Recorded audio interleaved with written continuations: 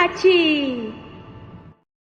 Gente, boa noite. Mais uma noite de Fala Itati. Hoje a gente vai conversar sobre produção, antirracismo, muita coisa boa, muita informação. Então, olha, antes de mais nada, dá aquela força para o canal, né? Vamos lá apoiar essa ideia. Fala Itati, a voz preta da educação, uma forma diferente, inovadora de levar conhecimento e diversão para todos. Então, vamos nessa, galera. Vamos embora, porque a noite promete hoje, hein? Então, fiquem aí até o final. Bom, show, galera! Ela é pesquisadora, documentarista e convidada especial do Fala Itati dessa noite. Vem para cá, Val Gomes! Oi, Tati, boa noite, professores. É um prazer estar aqui com vocês e poder falar da minha trajetória, do meu trabalho. É sensacional, né? É sensacional você ter aceitado esse nosso convite, faz toda a diferença aqui no Fala Itati. Deixa eu só te falar um pouquinho sobre essa ideia. É uma ideia realmente de levar conhecimento, ter uma representatividade, onde assuntos necessários para a evolução humana são tratados aqui. Então, eu agradeço, todos nós aqui por detrás do Fala Itati, agradecemos a sua presença. Muito obrigada mesmo. Obrigada a você e a toda a equipe. Legal. Val, então vamos começar. Já quero que você já fale um pouco sobre você, sobre a sua trajetória profissional, né, para que as pessoas saibam quem é Val Gomes. Olha, quem é Val Gomes é uma pergunta muito ampla, né? Certo. Eu sou socióloga de formação. Eu nasci em Itaquera, que é a periferia do extremo leste da cidade de São Paulo. Sou de uma família tenho muitos irmãos e irmãs, e fui a única da minha família a entrar na universidade até poucos anos atrás. A minha irmã, ela ingressou com um ProUni, né? E ela é muito mais velha do que eu. E, bom, saí de Itaquera, queria estudar, prestei vestibular, entrei na Unesp, fiz Ciências Sociais na Unesp. Lá tive contato com... Eu trabalhei na primeira pesquisa nacional de violência contra a mulher, com uma das feministas históricas, que é a professora Eleiette Safiotti, e desde então tenho uma trajetória voltada para os direitos humanos, para a violência de gênero, para as temáticas sociais. Então, durante um período da minha vida, eu fiquei dedicada a essas questões, seja na atuação no terceiro setor, na administração pública, tanto na área da cultura quanto dos direitos humanos, e há 6 anos fiz uma migração para a área do audiovisual. Legal, legal, muito bom. Sou casada, tenho filha, e é isso. Legal, Val. Nossa, é muito importante um trabalho como o seu, uma preocupação, né, de lutar pelos direitos das pessoas, né, que a gente, apesar de ser uma maioria, né, nós somos tratados como uma minoria, né, e muitas coisas são tiradas, né, muitos direitos são tirados de nós. Val, e você começou a atuar nessa questão dos direitos humanos. O que te motivou para começar? O que foi a sua maior influência para levar você para esse caminho de esclarecimento, de luta? Eu acho que tem uma questão, não é questão de uma única influência. Sim. Você tem uma percepção do mundo, que eu acho que eu tinha uma percepção desde criança muito aguçada das desigualdades sociais, e eu vivia aquilo na pele, mas ao mesmo tempo eu sempre li muito. Eu era uma criança que lia muito. E então eu tinha essa camada de, ao mesmo tempo de viver, pensar sobre aquilo. E eu tive várias pessoas ao longo da minha vida que não que me orientaram, mas que foram importantes para essa trajetória. Então, por exemplo, a professora Eleiette Safiotti, que foi uma referência quando eu estava na faculdade, mas aos 16 anos eu era bancária, então eu militei nos sindicatos bancários, eu participei das greves, sabe, em 88, na época da Constituinte.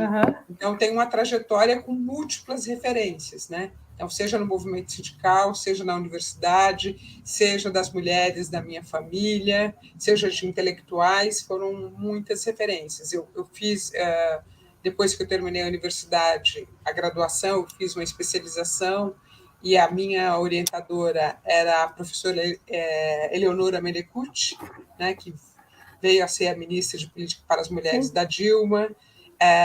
Conheci muitas ex-presas políticas, muitas referências. Legal. A família foi importante, Val? Porque você falou que você lia muito quando pequena. Você teve uma influência familiar que Não. Ajudou nessa contribuição? Não? Não, porque, tipo, primeiro que talvez hoje tenha mudado, mas assim, a leitura, ela é não era favorecida. Minha família não é uma família de letrados, né? Então, na verdade, eu acho que ler é importante para mim, porque eu sabia que o mundo não era só aquilo que eu vivia, que o mundo ia muito mais além. Então, a experiência da leitura, ela te permite isso, né? Sim. A entender que o mundo não é só onde você vive. E eu acho que eu buscava isso. Teve a professora Dilza, que era a bibliotecária da escola, e que ela era incrível. Então, eu lia na sala de aula, eu era muito esquisita para os padrões, para os meus colegas. Eu chegava, tipo, 1 hora antes, ia para a biblioteca. Então, e ela muito habilmente indicava alguns livros. Eu gostava dessa convivência com ela. Na verdade, eu era muito solitária. E acho que os livros são uma coisa que você não precisa de amigos. Você pode se desenrolar ali sozinho, entendeu? Não, legal, isso é importante. A escola faz toda a diferença. Ô, Val, agora falando sobre você que trabalhou muito, né, vivenciou a questão da violência doméstica, existe uma diferença, Val, entre a violência doméstica entre as mulheres pretas e as mulheres brancas? Eu acho que não, existe, mas assim, eu acho que a gente tem que chamar atenção para violência doméstica. Violência doméstica é um fenômeno que é inaceitável. A cada 4 horas, uma mulher sofre violência doméstica no Brasil. Então, a cada 4 horas, né? Independente de raça e etc. Então, acho que é importante a gente entender que a violência doméstica ela acontece independente das classes sociais. As pessoas ricas elas têm como lidar com isso de uma maneira que não precisa de serviço público, porque ela pode procurar psicólogo, pagar para um psicólogo, ela pode pagar um advogado, mas a gente esbarra na questão do Estado, né? Porque se você vai para um juiz, o judiciário, todo machista, branco e etc., exato. E é evidente, as mulheres negras elas estão na ponta da pirâmide, né? na base da pirâmide, na ponta não, na base da pirâmide social. Sim. Então, ela tem asfixia de gênero, classe e de raça. Então, a violência doméstica incide maior sobre as mulheres negras, mas não é eu não estou querendo, não é que eu estou desqualificando a questão das mulheres negras, o que eu estou querendo chamar atenção é para a violência doméstica, como um fato inaceitável para todos. E ela tem uma incidência maior para as mulheres negras que estão na base, então têm menos direito, ganham menos, tem uma asfixia. Até estou fazendo uma propaganda já da coleção, do episódio 6, que chama Mulheres Negras, que a professora Sueli Carneiro, a filósofa, a grande referência né, do movimento negro e da questão da mulher, fala sobre esse tema. Então, vocês assistam a coleção antirracista, é o episódio 6, que a Sueli Carneiro vai explicar muito melhor do que eu sobre essas intersecções, entendeu? Que a opressão é de classe, raça e gênero. Exato. Gente, está até o link aí, ó, para... Desculpa. Imagina, tem até o link, viu? É sensacional. Hoje eu fiz uma propaganda para vários adolescentes, para vários professores, porque está muito sensacional. Está chamando atenção, está levando o pessoal para luz da reflexão, está muito bom essa coleção que a gente já vai ver. Eu te pergunto, sabe, Val, porque eu vejo que a mulher negra, ela é como você disse, né? Está lá embaixo, o sofrimento é maior, a falta de assistência é maior ainda, e ela é a que sai, que tem que trabalhar, deixar os filhos. Eu vejo isso muito constantemente. E, poxa, é matar mais um pouquinho, de novo, essas mulheres. Eu também concordo com você que é inaceitável, inadmissível mesmo, qualquer tipo de violência contra a mulher. E se a gente... Desculpa. Imagina, pode falar. E se a gente pensar, né, ao longo da história e dos movimentos sociais, a gente veio fazendo conquistas sociais, que é a Lei Maria da Penha, né? Exato. É a criminalização do feminicídio, etc. E a gente teve, nos últimos 4 anos, um governo que é misógino. Que é ser misógino? É ter ódio das mulheres. Né? Então, ele validava todos esses comportamentos ofensivos às mulheres. A gente teve a liberação do porte de arma, né? A flexibilização das compras das armas, tudo isso incide para oprimir as mulheres, tanto é que os números de violência doméstica aumentaram absurdamente. Isso associado que o Estado tem a função de proteger as mulheres, então, de criar medidas que protejam as mulheres. Então, Delegacia das Mulheres, Defensoria Pública, Casa de Atendimento e etc. E a gente sabe que, nesses últimos 4 anos, tudo isso foi minado. Né? Não tinha verba para isso. Então, as mulheres ficaram em condições muito maior de vulnerabilidade. E Imagina o agressor periferia, né? e o agressor sabia que podia fazer o que ele quisesse, que a impunidade estava garantida, que o que ele estava fazendo estava sendo validado pelo presidente da República, né? E isso e como te falei, nas periferias ficaram pior ainda, porque a periferia, você está nas comunidades, você chama a polícia como, né? Porque até isso eu já ouvi muita gente falando: olha, Tati, eu não chamei a polícia porque, infelizmente, lá tem um tráfico e aí eles vão achar que eu estou chamando a polícia para eles, então eu apanhei calada, né? E eu concordo plenamente com você, foi assim, a maior desrespeito essa última atuação de liderança aí do Brasil para com as mulheres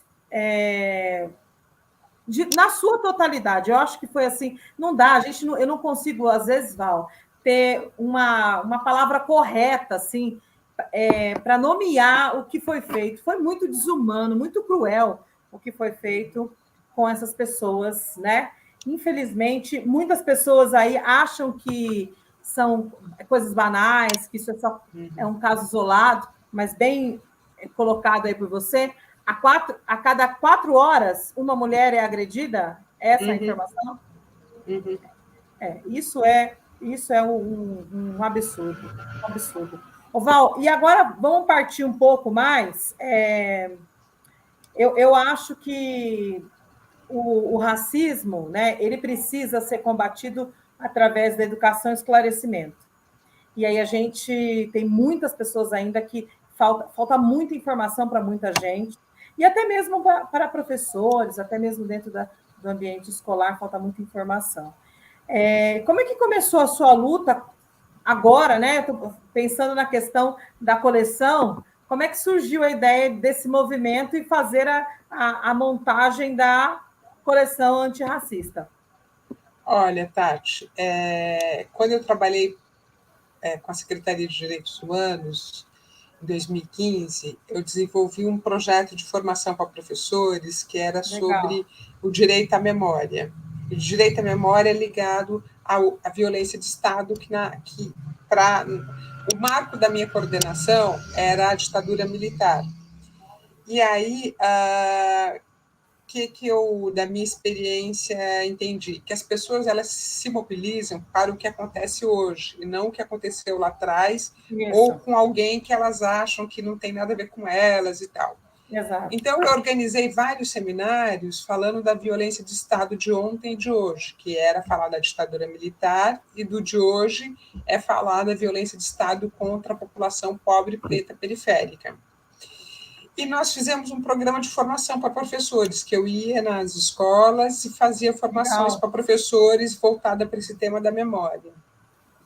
E aí, assim, entendi algumas questões, que professor dá muita aula, tem pouco tempo para estudo, e que, portanto, alguns têm aquele contrato da GEIF, né, que é que você tem 1 hora de estudo por semana. Isso na prefeitura. Isso, na prefeitura. Isso. E aí eu fiquei com isso na cabeça. Eu co-dirigi junto com o Tony Venturi um documentário que chama Dentro da Minha Pele, que fala sobre as relações raciais e está na Globoplay. E ele foi lançado em 2020. E um documentário, um filme para cinema, ele tem uma linguagem que ele é imersiva, que ele tem mais tempo, é um documentário de 1 hora e meia, você tem depoimentos dos intelectuais e tal. Eu gosto muito do filme, eu acho ele incrível, mas como ferramenta didática, eu achava que ele era pouco viável, no sentido assim, que a experiência... um filme, você pode ter uma experiência educativa, mas eu estou pensando nesse formato dos professores e etc. E aí eu pensei, né, de fazer um material voltado para os professores. Então, por isso que a série ela tem...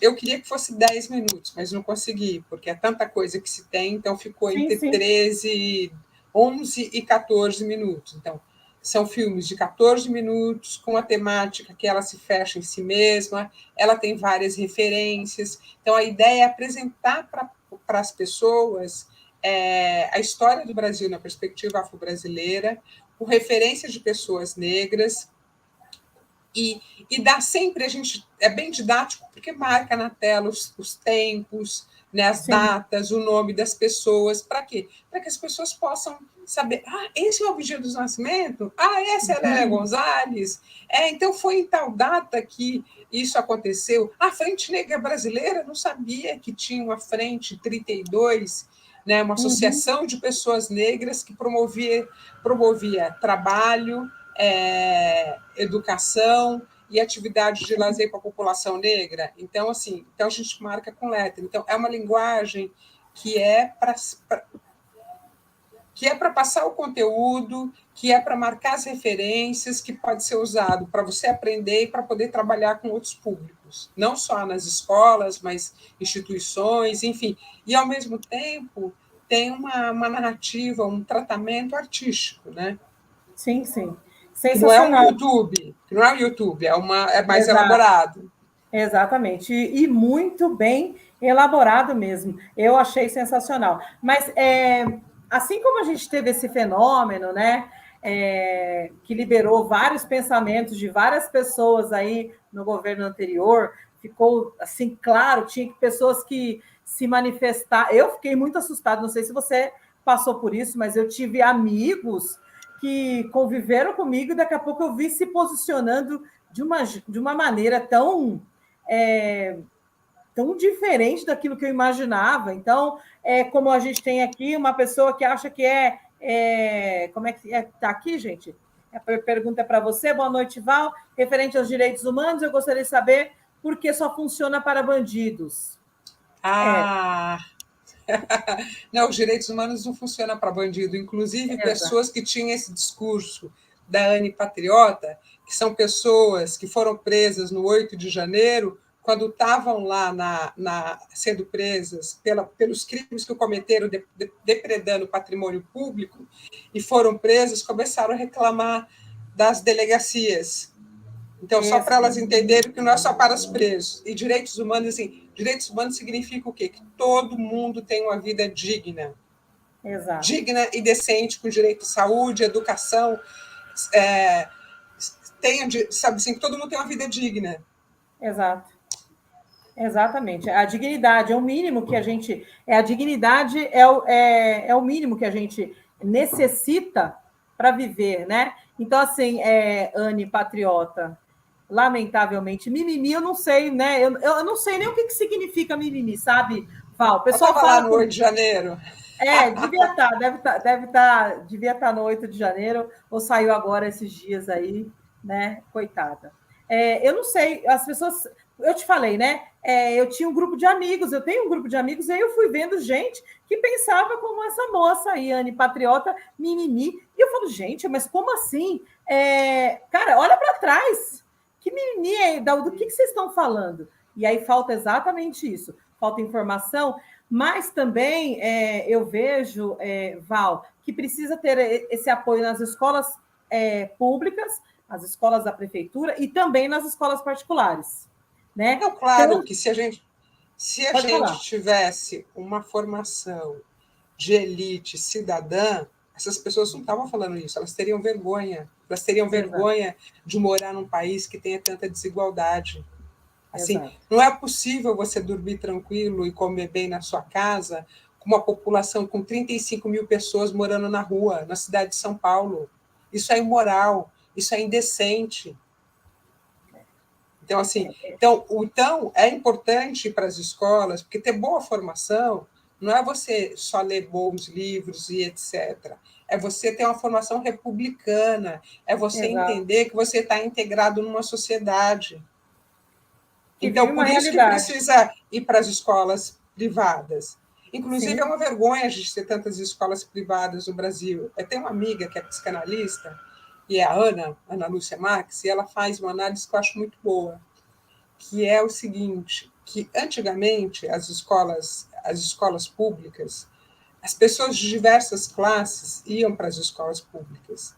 Então, pessoas que estudaram numa escola de elite iam para uma escola pública e conhecia o outro amigo que era pobre, etc. E Sim. agora, como a escola pública virou só para o pobre, essas pessoas não têm convívio com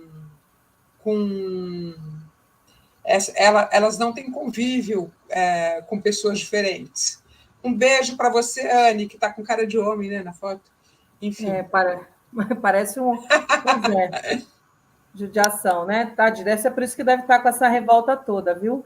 Bom, somos presos políticos lutando pela liberdade. Ah, meu pai. Não lê, não, de o que ele está falando. Não, deixa para lá. Judiação. Mas Deixa continua, comentar. Val. Continua, Val. O que está falando mesmo? Não, você está falando das escolas públicas, né? Das escolas públicas, a diferença que tem a pesquisa que sua amiga fez. Então, o fato das pessoas ricas elas não têm amigos. Com quem que ela... O Brasil, gente, o que é o Brasil? O Brasil não tem a escolaridade top, não come top, não faz, sabe assim.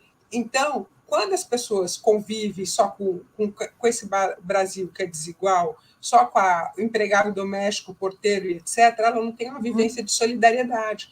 E Não. antes, as escolas públicas, como elas agregavam todo mundo, o rico também ia para a escola pública, você tinha um outro espaço de sociabilização. Então, se Sim. perdeu a ideia no Brasil de um país republicano, de um país para todos, de que a pessoa tem o mesmo direito que você. E o que é bem explicado também na coleção, né? Por que é que foi tão sucateada a educação e o resquício são agora, a gente está colhendo ainda, infelizmente, né?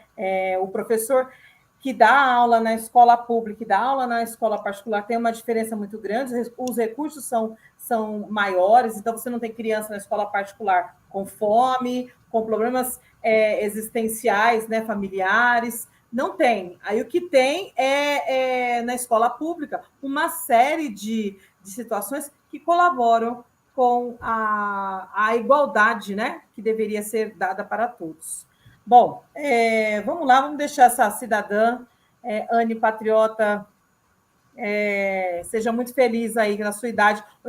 83 anos com esse pensamento, poderia ser um pouquinho mais, né? Ter uma abertura mais clássica aí. Mas, enfim, vamos lá. Ô Val, para você, a produção, a construção da coleção, que, gente, é sensacional.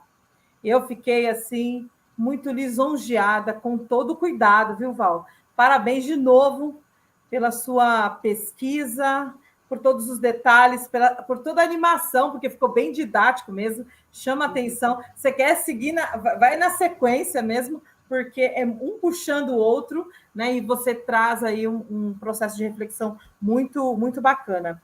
Val, hoje, atualmente, para você, qual que é a importância de um material como a coleção antirracista para a nossa sociedade? Para você agora, Val, falar, pô, isso aqui é o meu legado. Eu consegui deixar uma estrelinha para mudar esse mundo aí, esse país. Nossa, não, a coleção é um material importante porque ela condensa em 15 minutos, ela sintetiza em 15 minutos quase 400 anos de história. Exato. E assim, e ao invés de você ficar, porque assim, tem muitas coisas boas, mas aí você teria que assistir uma hora de fulano, outra hora de ciclano e tal. E a minha ideia foi condensar num único material para que esse único material desse uma ideia do todo para as pessoas assistirem e pensar o país, enfim, né? E pensar todos os mecanismos de exclusão que fazem com que nós estamos até hoje. Então, assim, a coleção ela é uma pesquisa histórica, científica, tem dados, né? Tem uma equipe por trás enorme que trabalhou, e a gente quis mostrar isso. Quanto tempo, Val? Quanto tempo foi a construção? A gente trabalhou 1 ano e 4 meses. Legal, foi até um bom tempo aí. Ô, Val, tem algum dos É episódios... muita coisa, são 8 episódios, é muita coisa. Tem um que você gostou mais? Eu tenho um que eu achei sensacional. Eu assisti 3 vezes já, mas eu escolhi assim, que eu achei top. Tem um que você tocou e falou, pô, esse aqui é o meu querido, dos 8 episódios? Eu não sei, porque variou com o momento. Tinha uma hora assim, quando eu estava fazendo, eu falava, nossa, isso está incrível, nananana. E depois eu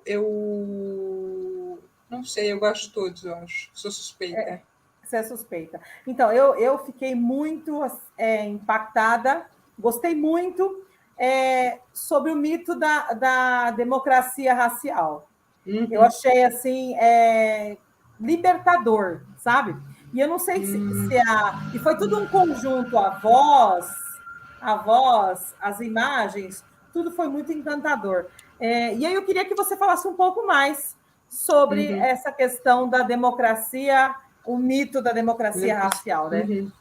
A coleção ela começa com essa abertura, porque ela poderia ter começado com o episódio 2, né, que é do navio negreiro à escravidão. Sim. Mas a gente começa com o mito da democracia racial. Por quê? Porque você vai ver historicamente como que isso foi organizado, foi implantado no Brasil, e isso responde ao momento, não, que eu acho que a gente passou um pouco, ainda bem, desse momento, que era dessa ideia, né, de que no Brasil vivíamos uma democracia racial, somos todos iguais. Em cima desse discurso, a gente negava o racismo, negava as desigualdades raciais. Então, somos todos iguais, a gente vive em harmonia e etc. E o que a série vai mostrar o tempo inteiro é que nós sempre estamos nos piores lugares. Assim, a sociedade brasileira quer colocar a gente nos piores lugares sociais. Então, questão de moradia, todos os índices, né? E aí, quando a gente pega uma brecha, que é, por exemplo, que foi no fruto de muitas conquistas, que é as cotas raciais, a gente percebe a diferença que isso promoveu na sociedade brasileira, na universidade, no mercado de trabalho, em toda essa discussão que a gente está podendo fazer agora. Porque foram as pessoas que foram formadas pelas cotas que estão pressionando o consumo, né? As plataformas, os marketing, etc. Não dá para ser mais a mesma coisa. Não é só porque são bonzinhos, porque perdem consumidores. Exato, sim. E aí, às vezes, muitas dessas empresas que trabalham com marketing e tal, falam muito do produto para pessoas negras, mas não tem ninguém da equipe trabalhando para desenvolver isso lá, porque ainda também o acesso a esse profissional preto não é dado, né? A gente sabe que isso daí ainda é muito seletivo. A cota, eu acho sensacional. Esses dias eu estava ouvindo um deputado, acho que é Hélio Negrão. Hélio Negrão é o que estava junto com o Bolsonaro o tempo inteiro. Exato. Aquele rapaz lá, ele me deu uma... Olha, às vezes a gente tem uns sentimentos psicopatas, né? Eu juro que minha vontade era esganar. Mas, enfim, eu respeitei a opinião dele, mas como é deturpada a opinião de uma pessoa como ele, e leva as pessoas a pensarem que a cota é uma espécie de benefício. E lá na coleção, viu, gente? Na coleção, a Val coloca as informações de dados dos quais os cotistas são superiores, estão iguais ou superiores comparado com a galera que sempre estudou nas escolas particulares. Aí. Então, eu acho que foi um acerto muito grande, né? Vamos ver aqui. Val, boa noite. Eu assisti sua coleção, achei muito, muito bem feita. Porém, eu saí da favela, estudei e não precisei de cota. Ai, meu Deus. Acredito na meritocracia e não na vitimização. Cotas não se diz de vitimização, né? Todos os países que se desenvolveram falam, nós temos um problema, né? E o nosso problema eu convido a figura aqui que assistiu aí, né? Que me mandou a mensagem, assistiu o episódio Cotas Raciais, porque as cotas, o episódio ele vai mostrando que ao longo da história do Brasil a população negra foram excluída, mas não é excluída porque não queria. Você tinha leis que proibiam as pessoas de estudarem, né?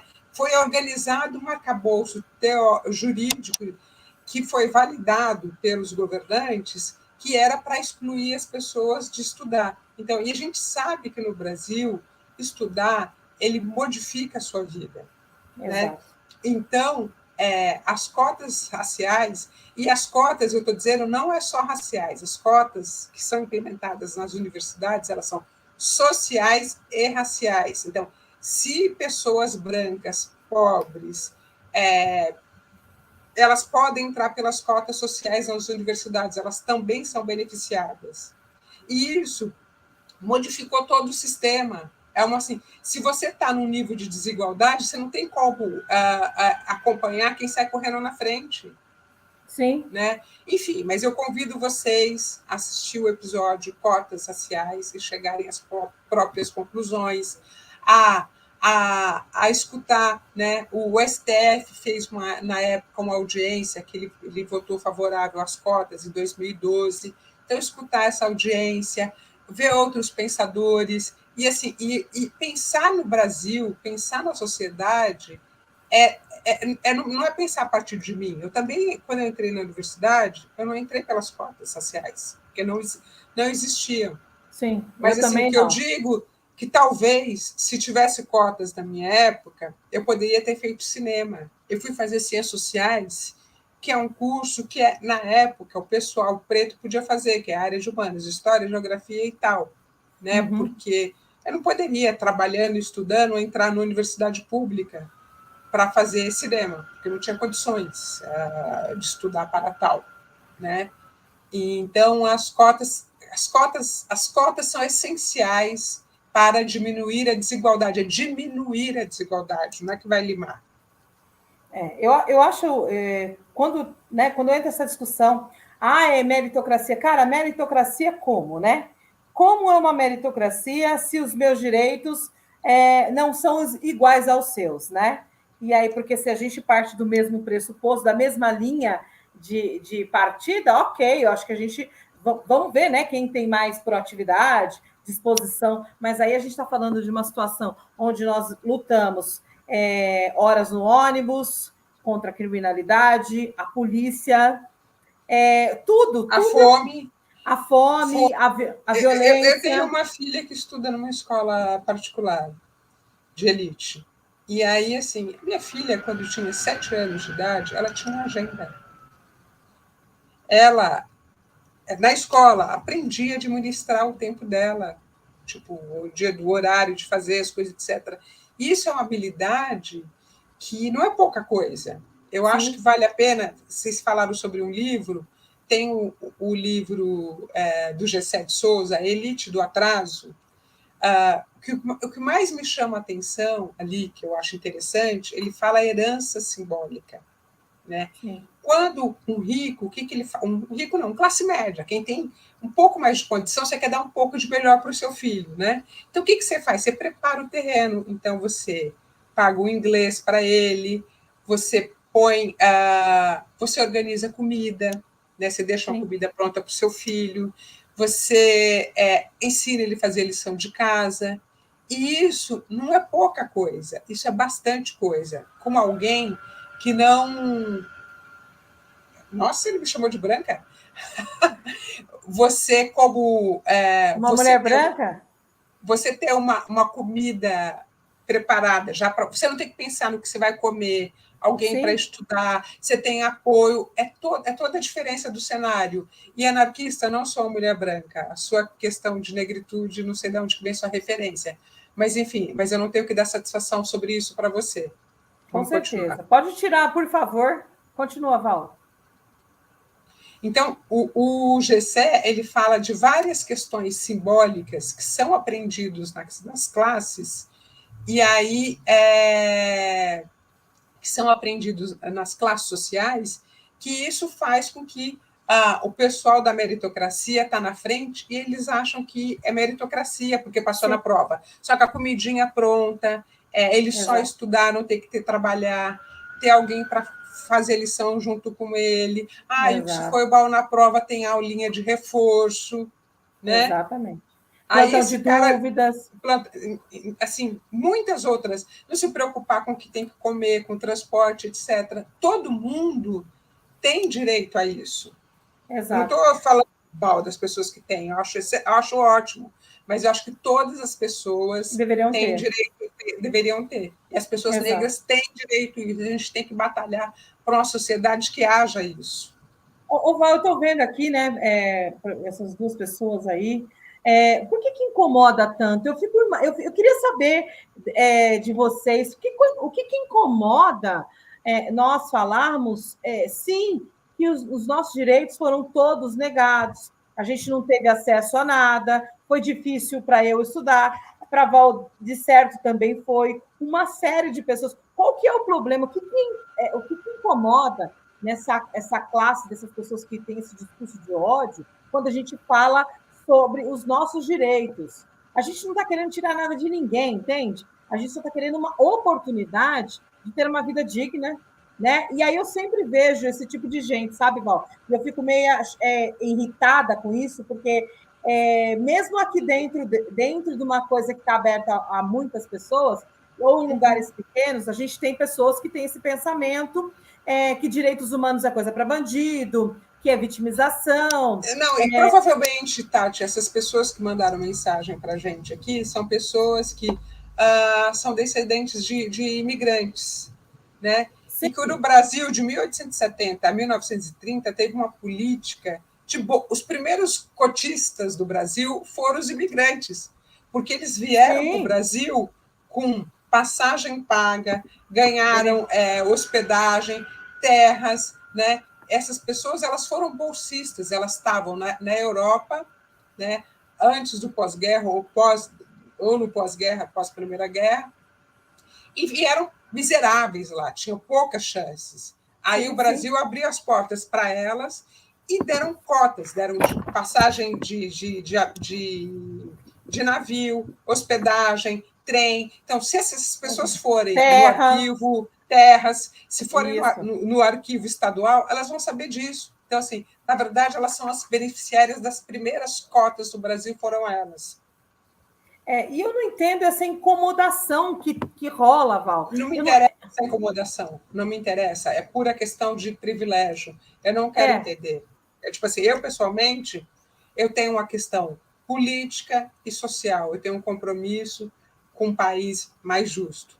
Né? E as pessoas que não comungam disso, paciência, no limite, né, pode ter pontos de vistas diferentes, ok? Mas eu acho que o brasileiro, classe média, etc., é uma gente cínica, que quer viver bem às custas dos outros. Exatamente. Né? E assim, não quero entender. Tipo assim, até tem uma leitura, não quero gastar meu tempo querendo entender essa gente aqui no programa, não. prefiro que a gente vá para frente. Sim, sim, mas o que eu fico muito chateada é que esse tipo de coisa, eles influenciam outras pessoas, outros jovens. Então, gente, o conhecimento ele é libertador, né? A busca de informação, ela é libertadora. E uma das coisas que é mais sensacionais é exatamente a busca pelo conhecimento e ver trabalhos como a coleção antirracista. Dá para a gente colocar aí? Vamos ver um taser de um episódio? Vamos ver qual que foi escolhido, Val? Qual que você tinha pedido para escolher? Você tinha mencionado algum? Acho que tinha sido o primeiro ou 5, mas enfim. Vamos ver aí, coloca para a gente, Vitor, aí, só para a gente ver, dar uma palhinha. Olha só, galera, que sensacional. Eu convido a todos a assistirem e ver todos os episódios também completos.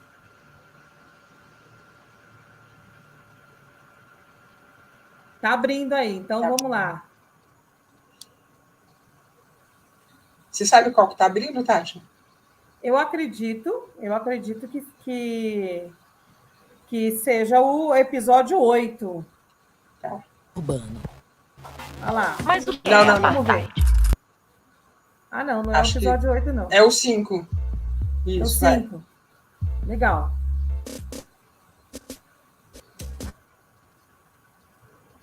De 5. Urbanização. Para mim deu uma travada aqui. Mais igual do 1. Instala um. Tá travado. O meu tá dando uma travada. Não sei se para você tá rodando, Val. Uma segregacionista criado pelo governo em 1948. Por liderança. Não podiam morar e frequentar locais brancos.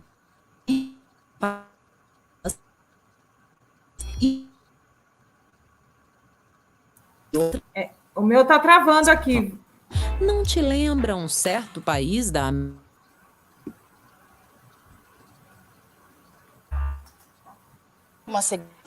Eu acho que a gente é melhor. Val, vamos tirar, porque realmente tá travando. Uhum. E esse episódio é o episódio 5 que você falou? Isso, é um episódio que chama Urbanização como Apartheid. A gente vai falar da urbanização do Brasil, né?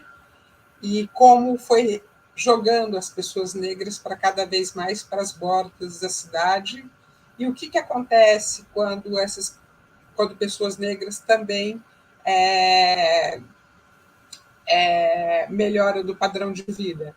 Uma pessoa branca, geralmente, ela vai para um lugar mais top. Uma pessoa negra, sim, não.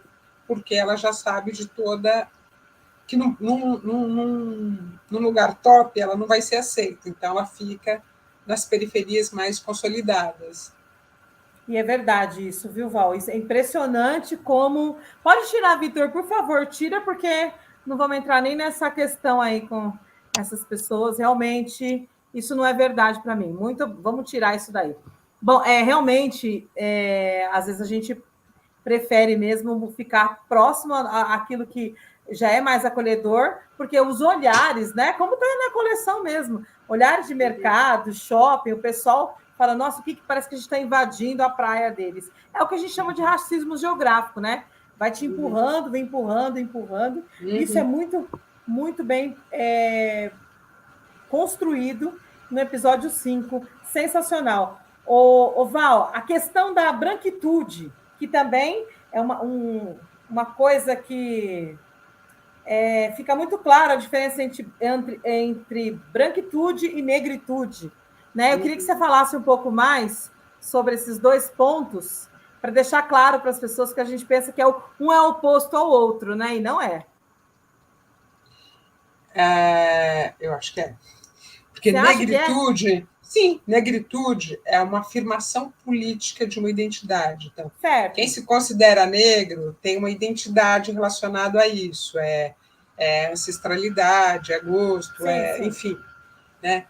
Branquitude é uma coisa que é uma herança recebida, seja que vem da cor da sua pele. Né? Então, uma pessoa branca, ela circula... ela tem benefícios só pelo fato dela ser branca, dela ter pele clara. né? Sim. E aí vem toda essa questão do pacto, que a Cida chama de pacto narcísico, que aí você convoca, você chama sempre os seus pares para trabalhar com você, pessoas que pensam como você, e etc. E que a branquitude, ela se junta, ela se filia para manter esses privilégios, que é isso no caso que a gente está falando, que veio com terras, que ganhou e etc. Agora, os descendentes desses europeus que vieram para o Brasil estão aqui, talvez estudaram numa escola melhorzinha e etc., eles se sentem ameaçados porque têm cotas. Então, eles se filiam com pessoas da mesma cor de pele para manter os privilégios deles. Então, por isso que eu disse para você que, na minha opinião, eram coisas diferentes, porque realmente eu entendo a negritude como essa valorização mesmo da nossa cultura, ancestralidade, né, o nosso movimento político, social, cultural, e essa branquitude eu vejo como esse grupo aí de pessoas, né, que foram beneficiadas, né, tiveram os privilégios, os herdeiros, e que hoje elas, né, estão aí desfrutando de uma forma até imoral, né? Tem uma galera aí que chega a ser até imoral o desfrute do benefício. Ô, Vitor, coloca para mim de novo aí o link da coleção. É uma pena que a gente não conseguiu passar o episódio, o taser, mas olha, vai estar em todas as redes aí do Fala Itati, Instagram, Facebook, em tudo que é canto, porque é muito importante. Val, a gente já está quase estourando o nosso tempo aí. Eu queria que você deixasse aqui para nós uma mensagem, sabe? Primeiro para as pessoas que curtem aí o Fala Itati, as pessoas que realmente gostam da proposta, os meus alunos, os alunos de toda a equipe, todas as escolas, os amigos, todo mundo que está por detrás. Eu queria que você deixasse a sua mensagem. Eu sempre falo que é uma mensagem de esperança e de dias melhores. Queria que você falasse, Val, tua mensagem. Nossa, a minha mensagem é que a gente tem que continuar lutando, que... Peraí que estou pensando. Eu acho isso, eu acho que a gente tem que continuar lutando por uma sociedade mais igualitária e cada um na sua área de atuação, sendo ético, e é uma coisa que é para a vida inteira. Esta batalha não está ganha, nem nesta, nem na próxima, nem na outra geração. A gente tem que preparar muitas outras gerações para poder diminuir as desigualdades e arrumar um caminho melhor para o Brasil. Um caminho de vida. Eu também concordo. Pode falar, Val. Não, porque a gente estava trilhando um caminho de morte da floresta amazônica, dos povos originários e do país. Não, exatamente. Eu também concordo com você. Aqui, ó, tem uma pessoa que entrou aqui. Esse é uma pessoa muito do bem, viu, Val? O Daniel Moreira estudou comigo. É um ativista preto sensacional. Dani, boa noite aí. Poder para o povo preto, também concordo. Karina Fragoso, um prazer também. Muito obrigada por ter nos acompanhado. Essas pessoas aí não vou agradecer, viu? Da próxima vez não precisa nem entrar. Agradeço a ausência. Gente, é isso mesmo. Val, eu acho que a gente... você faz a sua parte, eu faço a minha. E assim vai numa corrente do bem para que a gente busque realmente igualdade, justiça e dignidade, né? A gente não quer nada que não é a mais. O que a gente quer é o nosso direito de viver e viver seguro, com educação, com saúde, né? Sem fome. Isso é uma das coisas que a gente, né, vem lutando todos os dias. Val, eu queria te agradecer muitíssimo pela tua paciência, pela toda a sua inteligência, toda a sua maneira muito tranquila de passar informações para todas as pessoas. E um trabalho lindíssimo, viu, gente? Lindíssimo. Coloca para mim a capa da coleção, por favor, porque eu acho que tem que ficar aí marcado na mente. Gente, assistam a coleção antirracista, porque é revolucionária, te leva a um pensamento crítico, te leva a olhar as pessoas com mais empatia, questionar qual a sua atuação. Sensacional o trabalho, Val. Meus parabéns de verdade.